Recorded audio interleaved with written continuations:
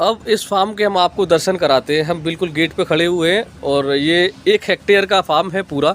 मेरे साथ इस फार्म के संस्थापक निशान जी जुड़े हुए हैं, जो मेरी पूरी मदद करेंगे पूरे फार्म को दिखाने में, और विधिवत आपको एक एक यहाँ की जो गतिविधि है वो आपको दर्शाएंगे और आपको बताएंगे।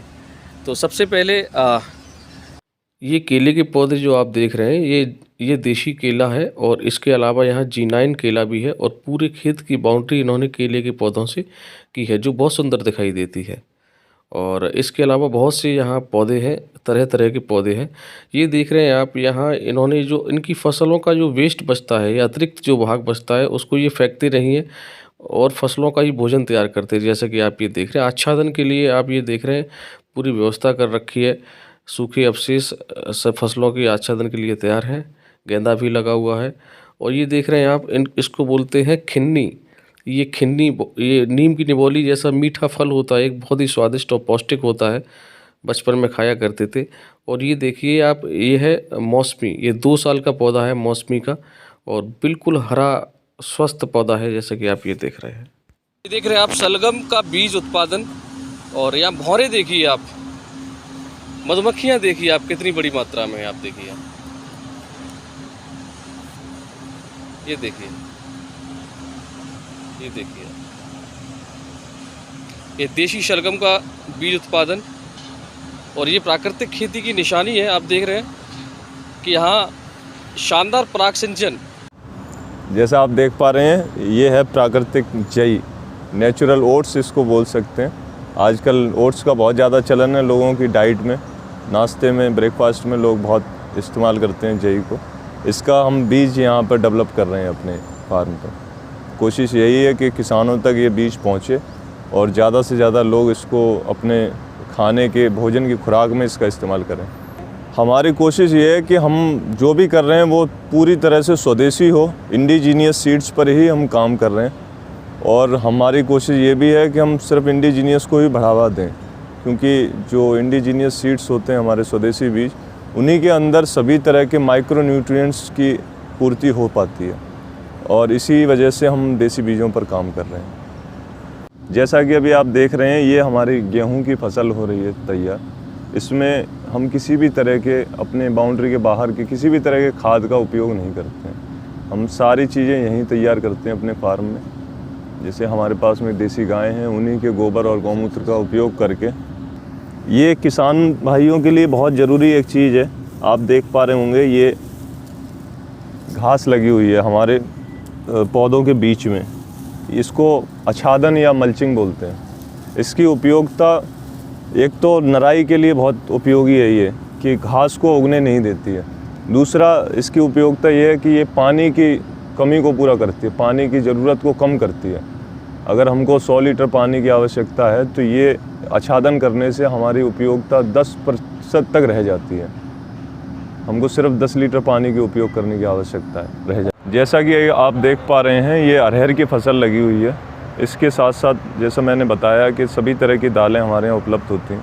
तो सीजन के हिसाब से हम सभी तरह की दालें, जैसे मूंग है, उड़द है, लोबिया है, मसूर है, कुंथी की दाल है, इत्यादि सभी तरह की दालें भी अपने यहाँ पर डेवलप करते हैं। इस अरहर की विशेषता ये है कि ये एक बार लगाने पे इसका हम 5 साल तक इससे फसल लेते रहते हैं लगातार।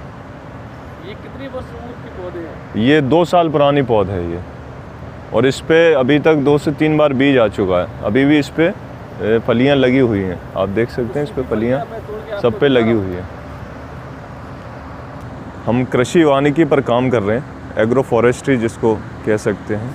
इसके अंदर ये, सबसे पहले तो मैं बताऊं कि ये सबसे आदिकाल का तरीका है खेती करने का, सबसे प्राचीन तरीका है खेती करने का, जिसमें हम पेड़ पौधों के साथ में खेती करते हैं। जैसा कि आज के समय में किसान भाइयों को पता होगा कि मोनोक्रॉपिंग हो रही है, एकल खेती जिसको बोलते हैं, और हम इसके विरोध में हैं कि एकल खेती नहीं होनी चाहिए। जैसा कि मैंने पहले बताया कि हम कृषि वानिकी पर काम कर रहे हैं, और कृषि वानिकी के मूल सिद्धांत कहते हैं कि जैव विविधता होना बहुत ज़रूरी है। हमारे खेत के अंदर सभी तरह के, हम जितने अधिक से अधिक हो सके उतने अधिक से अधिक हम पौधे लगाएं जिसमें फलदार वृक्ष हों, जिसमें औषधीय पौधे हों, फूलों के पौधे हों, इन सब का अपना योगदान है प्रकृति में। और प्रकृति के अलावा इनका योगदान आपस में भी बहुत ज़्यादा इनका योगदान है। ये एक दूसरे को बढ़ावा देने के लिए बहुत सहायक होते हैं। जैसा कि अभी आप मेरे पीछे देख पा रहे होंगे, ये सरसों की फसल खड़ी हुई है। अब ये इतनी सुंदर फसल है कि ये मतलब मुझे खुद आश्चर्य हो जाता है इसको देख के, क्योंकि एक तो ये हमारा जो फार्म है इसकी मिट्टी बिल्कुल ही बंजर भूमि थी। ये आज से 2 साल पहले इसको कंकरीली मिट्टी बोलते हैं, जो बीहड़ की मिट्टी होती है, जैसा भी आप इसको कहें। और आज इस मिट्टी में इतना परिवर्तन आ गया है जिसमें सारा योगदान गाय का है। गाय के गोबर और गौमूत्र का उपयोग करके जब हमने इस फसल को किया, खेती को किया, तो आज इसका रिजल्ट इतना शानदार है कि ये मेरे सर से भी ऊपर निकल गई है सरसों की खेती। ये जनरली हमारे आसपास के भी खेतों में सरसों की फसल हो रही है और कहीं पर भी हमको देखने को नहीं मिलती है कि सरसों की फसल इतनी सुंदर हुई हो। और ये बहुत ही आश्चर्यजनक तरीके से परिणाम इसका आ रहा है यहाँ पे देखने को।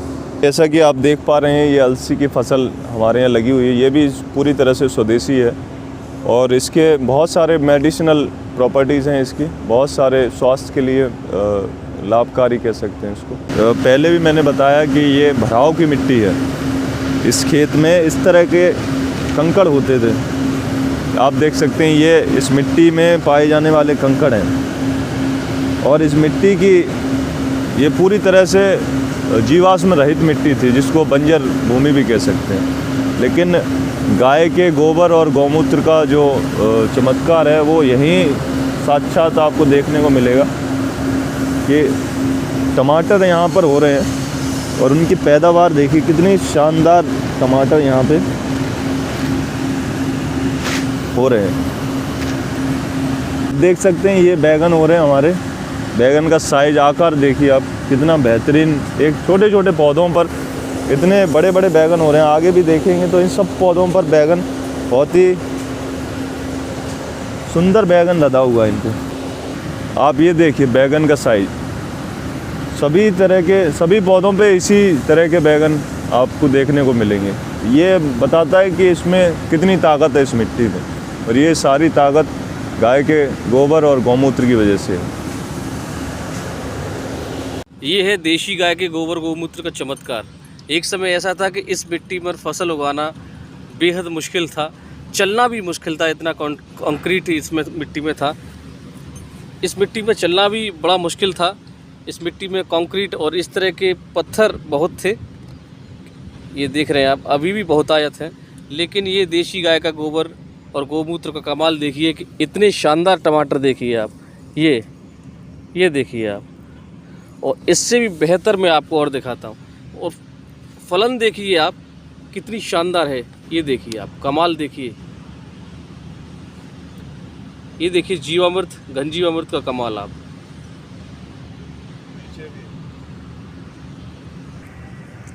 फ्रूटिंग देखिए आप, क्या सुंदर फ्रूट हैं टमाटर के। देखिए आप, एकदम पके हुए।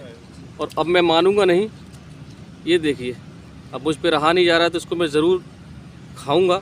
और प्राकृतिक खेती का एक सबसे बड़ा फ़ायदा ये है कि आप प्राकृतिक खेतों में जाएं जिसमें प्राकृतिक खेती हो रही है। कोई भी चीज़ आप खाने का मन कर रहा हो उसको डायरेक्ट तोड़ें, पहुँचें और खा लें। अब उसमें इतना डर नहीं है कि इसमें पेस्टिसाइड छिड़का गया है कि नहीं। ये एक सबसे बड़ा लाभ है इसका। तो पूर्ण प्राकृतिक इसका स्वाद मिलता है।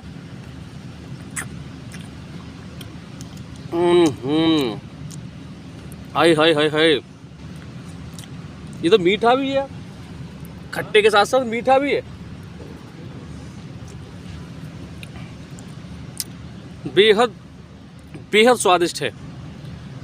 तो अगर ये आनंद लेना चाहते हैं तो सेवा फार्म, जो फिरोजाबाद में ढोलपुरा के पास हाईवे से लगा हुआ स्थित है, आप वहां आकर विजिट करें। आप ये देख रहे हैं, ये 19 नंबर प्रजाति का गन्ना है और 10 महीने का गन्ना है ये, और बहुत मीठा हो चुका है। और कभी सोचा नहीं था कि इस मिट्टी पर भी गन्ना होगा। लेकिन ये चमत्कार सुभाष पालेकर कृषि के नियम, जीवामृत, घन जीवामृत, देशी गाय और उसके गोबर गौमूत्र का चमत्कार, आशीर्वाद इस फार्म पर खूब बरस रहा है।